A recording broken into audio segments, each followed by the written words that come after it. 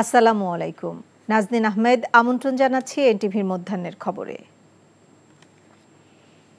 ছাত্র জনতার রক্তাক্ত গণ অভ্যুত্থানের গৌরব গাঁথা বিশ্ব মঞ্চে তুলে ধরলেন প্রধান উপদেষ্টা ডক্টর মোহাম্মদ ইউনূস। শুক্রবার রাতে জাতিসংঘের সাধারণ অধিবেশনের ভাষণে তিনি বলেন, ধ্বংসস্তূপ থেকে সংস্কারের মাধ্যমে নতুন বাংলাদেশকে পুনর্নির্মাণ করা হচ্ছে। ১.৫ দশকের গুম খুনের অভিযোগের তদন্ত চলছে জানিয়ে বলেন, ন্যায় বিচার এবং ভোটের অধিকার ফিরিয়ে আনায় স্বৈরাচার মুক্ত বাংলাদেশের লক্ষ্য। ফিলিস্তিনে ইসরায়েলি নৃশংসতা বন্ধের ডাক দেওয়ার পাশাপাশি টেকসই রোহিঙ্গা প্রত্যাবাসনের কথাও বলেন নোবেলজয়ী ইউনূস। এদিকে ডক্টর ইউনূস নিউ ইয়র্ক থেকে কাতার এয়ারওয়েজের একটি নিয়মিত ফ্লাইটে দেশের উদ্দেশ্যে রওনা হয়েছেন। নিউ ইয়র্ক থেকে ফরিদ আলমের report. His Excellency Mohammed Yunus, Chief Advisor of the Interim Government of the People's Republic of Bangladesh. জাতিসংঘের ৭৯তম সাধারণ পরিষদের অধিবেশনের ভাষণে বাংলাদেশের অন্তর্বর্তী সরকারের প্রধান উপদেষ্টা ডক্টর মোহাম্মদ ইউনূস প্রথমেই বিশ্ববাসীর সামনে তুলে ধরেন বাংলাদেশে জুলাই আগস্টে সংগঠিত ছাত্র জনতার বৈষম্য বিরোধী আন্দোলনের ফলে সৃষ্ট গণ অভ্যুত্থানে স্বৈরাচার শেখ হাসিনা সরকারের পতনের কথা। আন্দোলনে স্বৈরাচারী শক্তির হাতে প্রায় ৮০০রও বেশি নিরীহ জনগণ জীবন দিয়েছে জানিয়ে বাংলাদেশের এই মনসুন অভ্যুত্থান আগামী দিনগুলোতে বিশ্বের বিভিন্ন প্রান্তের মানুষকে মুক্তি ও ন্যায় বিচারের পক্ষে দাঁড়াতে প্রেরণা যোগাবে বলে উল্লেখ করেন ডক্টর ইউনূস। আমাদের ছাত্র ও যুব সমাজের আন্দোলন প্রথম দিকে মূলত ছিল বৈষম্য বিরোধী আন্দোলন, পর্যায়ক্রমে তা গণ আন্দোলনের রূপ নিয়েছে। এরপর সারা পৃথিবী অবাক বিস্ময়ে দেখেছে কিভাবে সমগ্র বাংলাদেশের মানুষ একনায়কতন্ত্র, নিপীড়ন, বৈষম্য, অবিচার ও দুর্নীতির বিরুদ্ধে রাজপথ ও সামাজিক যোগাযোগের মাধ্যমে দৃঢ়ভাবে রুখে দাঁড়িয়েছিল। বাংলাদেশের মানুষের আস্থা ও আত্মবিশ্বাস ফিরিয়ে আনতে বিদ্যমান নির্বাচন ব্যবস্থা, সংবিধান, বিচার ব্যবস্থা, জনপ্রশাসন, আইনশৃঙ্খলা ব্যবস্থা সংস্কারে স্বাধীন কমিশন গঠনের কথা ভাষণে উল্লেখ করে প্রধান উপদেষ্টা ডক্টর ইউনূস গুম প্রতিরোধে আন্তর্জাতিক কনভেনশনে যোগদানের কথা জানিয়ে বিগত ১.৫ দশকে যেসব গুমের অভিযোগ রয়েছে সেগুলো তদন্তে কাজ চলছে বলে জানান মোহাম্মদ ইউনূস। বাংলাদেশে গত ১.৫ দশকে যে সমস্ত গুমের অভিযোগ রয়েছে সেগুলো তদন্ত করার জন্য একটি তদন্ত কমিশন এই মুহূর্তে কর্মরত আছে। মানুষের আস্থা, আত্মবিশ্বাস ফিরিয়ে আনতে এবং নির্মম অতীত যেন আর ফিরে না আসে কোনোদিন, সেই জন্য আমরা কিছু সুনির্দিষ্ট খাতে সংস্কারকে অগ্রাধিকার দিয়েছি। জলবায়ু সংকট মোকাবেলা এবং বৈশ্বিক অর্থনীতি সুসংহত করতে সবাইকে একসাথে কাজ করার আহ্বান জানান প্রধান উপদেষ্টা। বলেন, পুরো বিশ্বে ৩-০ অর্থাৎ শূন্য দারিদ্র্য, শূন্য বেকারত্ব এবং শূন্য নেট কার্বন নিঃসরণ অর্জন জরুরি। বাংলাদেশের পূর্বাঞ্চলে ৫০ লাখেরও অধিক মানুষ তাদের জীবদ্দশায় হওয়া সবচেয়ে ভয়াবহ বন্যা মোকাবেলা করে যাচ্ছে। বাংলাদেশের মতো জলবায়ু ঝুঁকিতে থাকা দেশগুলোতে অভিযোজনের জন্য ব্যাপক বিনিয়োগের আহ্বান জানাচ্ছি। বিশ্ব সম্প্রদায় এখন কার্বন মুক্ত পৃথিবী গড়ে তুলতে মনোযোগী হচ্ছে। বিশ্বের অধিকাংশ মানুষকে এই ধরনের পরিবর্তনের সুফলভোগী করতে হলে নেট জিরো পৃথিবীর দিকে আমাদেরকে অগ্রসর হতে হবে। মিয়ানমারের বাস্তুচ্যুত রোহিঙ্গাদের কারণে বাংলাদেশ সামাজিক, অর্থনৈতিক, পরিবেশ ও নিরাপত্তা ঝুঁকিতে আছে জানিয়ে রোহিঙ্গারা যাতে পর্যাপ্ত নিরাপত্তা ও অধিকার নিশ্চিত করে তাদের নিজের ভূমি রাখাইনে ফিরে যেতে পারে সেজন্য আন্তর্জাতিক সম্প্রদায়ের সহযোগিতা কামনা করেন প্রধান উপদেষ্টা। রোহিঙ্গাদের সাথে সংগঠিত হওয়া ব্যাপক ভিত্তিক মানবাধিকার লঙ্ঘনের জন্য আন্তর্জাতিক বিচার আদালত এবং আন্তর্জাতিক অপরাধ আদালতে চলমান বিচার প্রক্রিয়ার মাধ্যমে ন্যায় বিচার নিশ্চিত করাও সমানভাবে গুরুত্বপূর্ণ। রোহিঙ্গারা যাতে পর্যাপ্ত নিরাপত্তা ও অধিকার নিশ্চিত করে তাদের নিজ ভূমি রাখাইনে ফিরে যেতে পারে তার পথ সুগম করা অত্যন্ত দরকার। ফিলিস্তিনের জনগণের উপর চলমান নৃশংসতা, বিশেষত নারী এবং শিশুদের সাথে প্রতিনিয়ত যে নিষ্ঠুরতা বিশ্ব দেখাচ্ছে তা থেকে নিস্তারের জন্য বাংলাদেশ অনতিবিলম্বে সম্পূর্ণ যুদ্ধবিরতির আহ্বান জানাচ্ছে।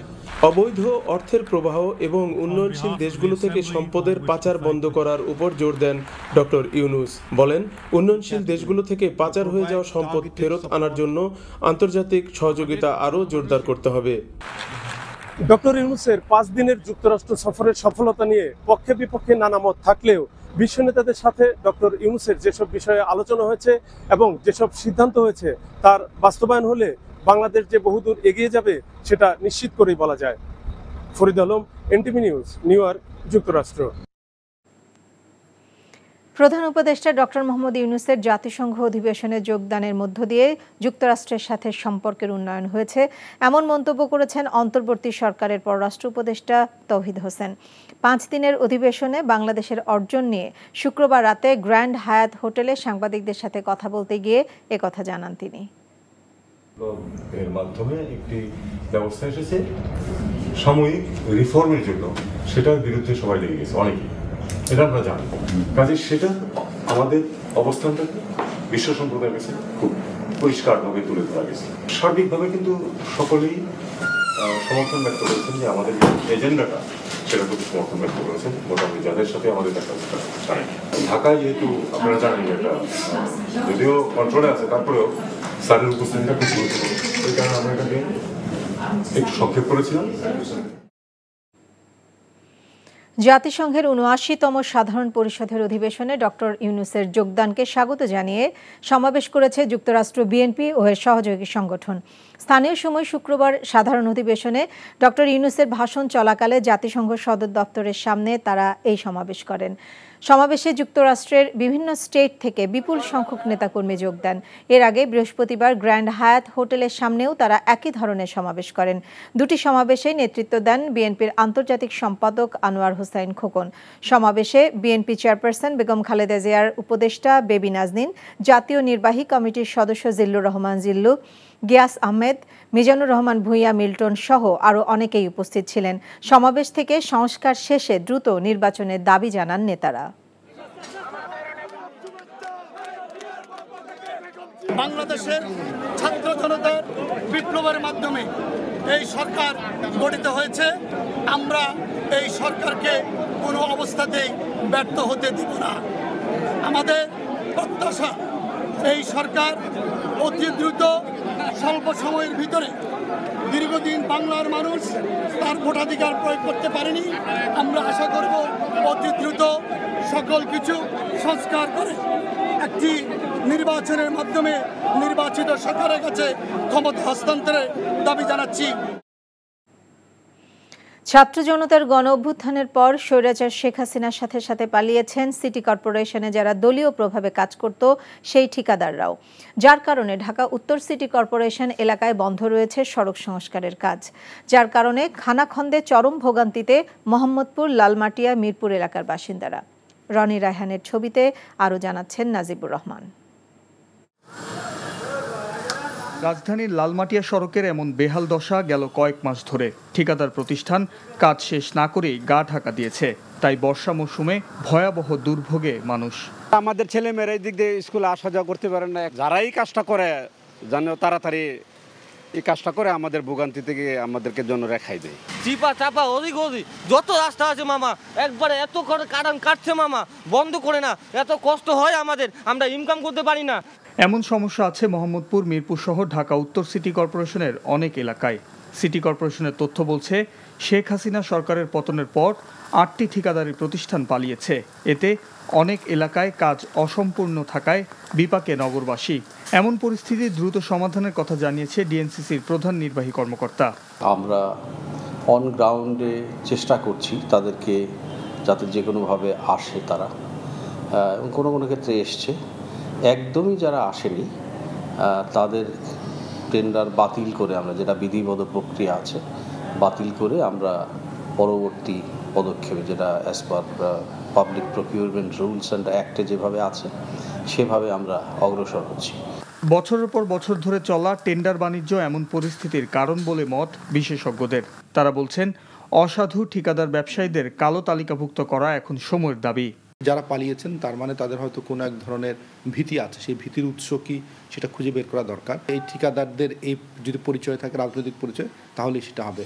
কাজের যারা যখন আমরা বন্টন করব, অবশ্যই যেটা আমাদের টেন্ডার প্রক্রিয়াতে যিনি সবচেয়ে বেশি যোগ্য তাকে দেওয়া উচিত। আর যিনি পাবেন তিনি যদি ডেলিভার না করতে পারেন পরবর্তীতে কালো তালিকা ভুক্তি করে পরবর্তীতে তাকে বাদ দেওয়া উচিত। অল্প বৃষ্টিতে রাজধানীর বেশিরভাগ সড়ক তলিয়ে যাওয়া সহ সড়কের বেহাল দশার জন্য সিটি কর্পোরেশনের অবহেলাকে দায়ী করছেন নগর বিশ্লেষকরা। Najibur Rahman, NTV news, Dhaka. অতিবৃষ্টি ও উজানের ঢলে তিস্তা নদীর পানি আরও বৃদ্ধি পেয়েছে। সকাল 9টায় তিস্তা ব্যারাজের ডালিয়া পয়েন্টে নদীটির পানি বিপদসীমার 15 সেন্টিমিটার নিচ দিয়ে প্রবাহিত হচ্ছিল। এতে খোলা রয়েছে ব্যারাজের 44টি জল কপাটের সবগুলো। এদিকে নদীর পানি বেড়ে যাওয়ায় নিম্নাঞ্চল প্লাবিত হতে শুরু করেছে। লালমনিরহাটের আদিতমারি উপজেলার মহিষখোঁচা ইউনিয়নের নিম্নাঞ্চলের দু একটি এলাকার রাস্তাঘাটেও পানি উঠেছে। এতে জনজীবনে ভোগান্তি বেড়েছে।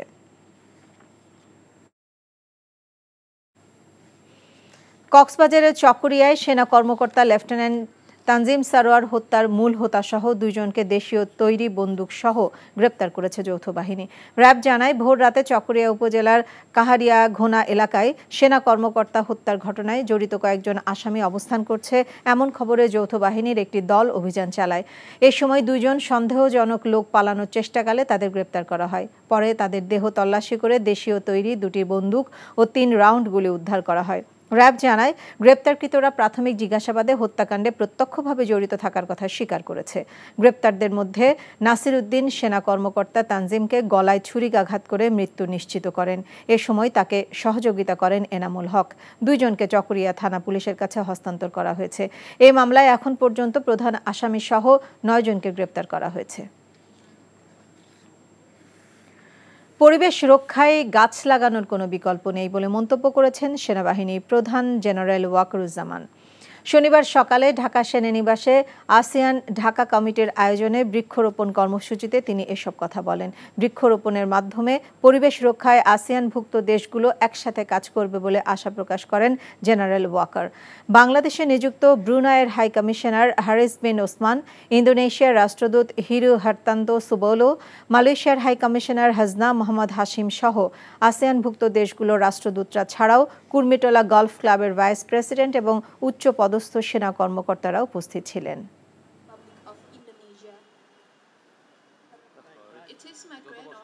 Your effort will enhance eradicating pollution and particularly the global warming which takes place because we are due to the deforestation, this global warming is taking place. A lot of calamities are taking places very frequently, and I'm sure with this effort we can eradicate this problem. 2009 সালের পর ঝিনাইদহে বিএনপির বড় সমাবেশ অনুষ্ঠিত হতে যাচ্ছে। বিকেল 3টায় শহরের পায়রা চত্বরে এই সমাবেশের আয়োজন করেছে ঝিনাইদহ জেলা বিএনপি। অনুষ্ঠানে প্রধান অতিথি হিসেবে ভার্চুয়ালি যুক্ত হবেন বিএনপির ভারপ্রাপ্ত চেয়ারম্যান তারেক রহমান।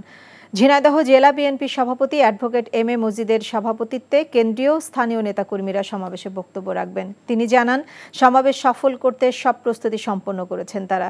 সমাবেশকে ঘিরে গোটা ঝিনাইদহ জেলা সহ দেশের দক্ষিণাঞ্চলের নেতাকর্মীদের মাঝে প্রাণ চাঞ্চল্য বিরাজ করছে। 2009 সালের পর বিএনপি ঝিনাইদহে বড় কোনো সমাবেশ করতে পারেনি। বিএনপির এই সমাবেশ থেকে দলের ভারপ্রাপ্ত চেয়ারম্যান নেতাকর্মীদের প্রতি দিক নির্দেশনামূলক বক্তব্য দেবেন বলে আশা করছেন ঝিনাইদহের নেতারা। বাংলাদেশ জামায়াতে ইসলামীর আমির ডাক্তার শফিকুর রহমান বলেছেন, ঐক্যমত্যের ভিত্তিতে অন্তর্বর্তী সরকারের উপর দায়িত্ব দেয়া হয়েছে। তারা যদি ভালো কিছু করে দেশবাসী উপকৃত হবে। শনিবার সকালে চুয়াডাঙ্গায় সাংবাদিকদের প্রশ্নে জবাবে তিনি কথা বলেন। জামায়াতের ভারত নীতি প্রসঙ্গে জানতে চাইলে আমির বলেন, ভারতের বিষয়ে তাদের আলাদা কোনো মন্তব্য নেই। ভারত ছাড়াও আরও যেসব প্রতিবেশী দেশ আছে সকলের সাথে মিলেমিশে কাজ করতে চান তারা। চুয়াডাঙ্গার একটি বেসরকারি হোটেলে আয়োজিত চুয়াডাঙ্গা ও মেহেরপুর জেলার দায়িত্বশীলদের সভায় প্রধান অতিথির বক্তব্য রাখেন আমির ডাক্তার শফিকুর রহমান। জাতির চেতনাকে তারা যেন ধারণ করেন, 24 বিপ্লবের চেতনাকে তারা যেন সম্মান করেন, আমরা তাদের কাছে সেইটুকুই আশা করি। তো একটাই বক্তব্য যে আসুন আমরা একটা ঐক্যবদ্ধ সমাজ গড়ে তোলার চেষ্টা করি। কোনো বিভক্তি নয়, ঐক্যই হোক এই জাতির সৌন্দর্য এবং শক্তির প্রতীক। বাসার গ্যাস লিকেজ থেকে অগ্নিকাণ্ডের ঘটনায় রাজধানীর একই পরিবারের ৩ জন দগ্ধ হয়েছেন। ধানমন্ডি ২৭ নম্বরের একটি বাড়িতে আজ ভোর রাতে অগ্নিকাণ্ডের এই ঘটনা ঘটে। এই ঘটনায় একই পরিবারের মোহাম্মদ টোটন, নিপা আক্তার এবং শিশু মোহাম্মদ বায়েজিদ অগ্নিদগ্ধ হন। তাদেরকে শেখ হাসিনা জাতীয় বার্ন ও প্লাস্টিক সার্জারি ইনস্টিটিউটে ভর্তি করা হয়েছে। এদের মধ্যে টোটনের শরীরের ৫০%, নিপা আক্তারের ৩২% এবং শিশু বায়েজিদের শরীরের ৪৫% দগ্ধ হয়েছে। তাদের ৩ জনের অবস্থা আশঙ্কাজনক বলে জানিয়েছেন চিকিৎসকরা। সাতক্ষীরার ভোমরা শুল্ক স্টেশনে আমদানি কমলেও বেড়েছে রপ্তানি, সেই সাথে বেড়েছে রাজস্ব আদায়। ২০২৩-২০২৪ অর্থ বছরে ৯০৭.৫৮ কোটি টাকা রাজস্ব আদায় হয়েছে, যেখানে ৬,৫৪,৮৯৩ মেট্রিক টন পণ্য কম আমদানি হয়েছিল। তারপরও রাজস্ব আদায় বেড়েছে ২৭৫.৮৬ কোটি টাকা। বন্দর কর্তৃপক্ষের দাবি, কাস্টমস হাউস সহ অবকাঠামোগত উন্নয়ন হলে আরও বেশি ব্যবসা বাণিজ্যের প্রসার ঘটবে, রাজস্ব আদায় বেড়ে দাঁড়াবে কয়েক গুণ। সাতক্ষীরা প্রতিনিধি SM জিন্নার পাঠানো রিপোর্ট। ১৬টি পণ্য নিয়ে শুল্ক স্টেশন হিসেবে ১৯৯৬ সালে যাত্রা শুরু করে সাতক্ষীরার ভোমরা স্থলবন্দর। ২০১৩ সালে ওয়্যারহাউস নির্মাণের পর ভোমরাকে পূর্ণাঙ্গ স্থলবন্দর করা হয়। ব্যবসায়ীদের দাবির মুখে গত ২৯ আগস্ট গুঁড়া দুধ ছাড়া আমদানিকৃত সকল পণ্যের অনুমতি দেয় এনবিআর। এরপর থেকে আপেল, পেঁয়াজ, মাছ, ফল, পাথরসহ সব ধরনের পণ্য আমদানি রপ্তানিতে গতি বাড়ে বন্দরে। বেনাপোল বন্দরের ন্যায় ভোমরা বন্দরে ডিজিটাল স্কেলে পণ্যবাহী ট্রাকের সঠিক ওজন মাপার ফলে রাজস্ব আদায় বেড়েছে দাবি ব্যবসায়ীদের। এখানে আমরা সার্ভিসটাও ভালো পাই এবং সরাসরি আমরা ঢাকা অথবা চিটাগাঙে কাঁচামাল পণ্যবাহী ট্রাকগুলো বাজারজাত করতে পারি। বেনাপোলে যে গাড়িগুলো ঢোকে তার কিন্তু একটা সিরিয়াল আছে, আর আমাদের যে ফলের গাড়িগুলো ইন্ডিয়া থেকে ঢোকে সেগুলো কিন্তু কোনো সিরিয়াল নেই কাঁচামালের ক্ষেত্রে। এই পোর্ট দিয়ে কোনো পণ্য ঢুকলে ৬ থেকে ৭ ঘন্টার ভিতরে আমাদের ঢাকা সহ বাংলাদেশের বিভিন্ন অঞ্চলে পৌঁছে যায়। বন্দরে উন্নত মানের customs house, shed yard, passenger terminal সহ অন্যান্য অবকাঠামো নির্মাণের জন্য জমি অধিগ্রহণের কাজ চলছে। এগুলো সম্পন্ন হলে ভোমরা স্থলবন্দরে ব্যবসা বাণিজ্যে আরও গতি আসবে বলে মনে করেন বন্দর সংশ্লিষ্টরা। গত ৮ই মে থেকে আমাদের ওজন স্কেল সম্পূর্ণ ডিজিটাল পদ্ধতিতে, অটোমেশন পদ্ধতিতে পণ্যের ওজন গ্রহণ কার্যক্রম সম্পাদিত হচ্ছে। এই ক্ষেত্রে পণ্যবাহী ট্রাকের ওজন কারচুপি করার বা ওজন কম বেশি দেখানোর কোনো সুযোগ নেই। সকল পণ্য প্রবেশের অনুমোদন পাওয়ার পরে এখনো পর্যন্ত এখানে সেই পরিমাণ ব্যবসা বাণিজ্য না হওয়ার পরেও এখানে রাজস্ব আদায় যথেষ্ট পরিমাণ উত্তরোত্তর বৃদ্ধি পাচ্ছে। এই এলসি স্টেশনটা একটা সবচেয়ে দ্বার খুলে গেছে এই বঙ্গের। এখান থেকে দেখা যাচ্ছে যে কলকাতা খুব কাছে থাকা হয়, ব্যবসায়ীরা বেশিরভাগ ক্ষেত্রে এখানে ঝুঁকতেছে। সিন্ডিকেট, চাঁদাবাজি ও দুর্নীতিমুক্ত ব্যবসা বান্ধব অনুকূল পরিবেশ তৈরি হয়েছে ভোমরা বন্দরে। ফলে চলতি অর্থ বছরের তুলনায় আগামীতে আরও বেশি রাজস্ব আদায় হবে বলে আশা করছেন ব্যবসায়ীরা। NTV news desk. এই ছিল মধ্যাহ্নের খবরে। এই খবরের ভিডিও সহ আপডেট জানতে ভিজিট করুন NTV অনলাইন www.ntvbd.com। এছাড়াও NTVর জনপ্রিয় সব অনুষ্ঠান ও খবরের আপডেট জানতে ভিজিট করুন আমাদের ইউটিউব ও ভেরিফাইড ফেসবুক পেজ। 2টায় দুপুরের খবর দেখার আমন্ত্রণ রইল। সবাইকে ধন্যবাদ।